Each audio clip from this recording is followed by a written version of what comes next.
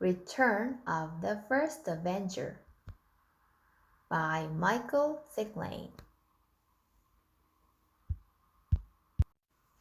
This is the story of the return of the first Avenger.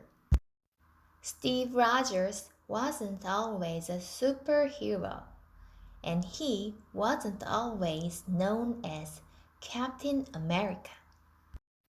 Steve took part in a very special army experiment called Project Rebirth. It turned Steve from sick and thin to big and strong. Steve Rogers became America's first super soldier. He was now known as Captain America, the first Avenger. Captain America fought for justice with the Howling Commandos against the evil Red Skull and his Hydra army. During Second World War, Captain America was lost in the Arctic while saving the world. He stopped a plane full of bombs. Captain America and the plane he was flying sank under the cold ice. Captain America was trapped inside the plane and frozen in the Arctic for many years.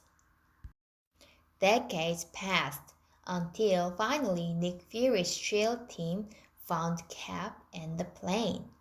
SHIELD's plan was to bring Captain America back to life. Steve Rogers awoke almost 70 years later. He was very confused.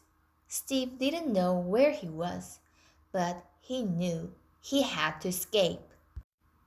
Steve ran into the middle of Times Square in New York City. There he met Nick Fury, the director of SHIELD. Fury explained what had happened to Steve and that he was there to help.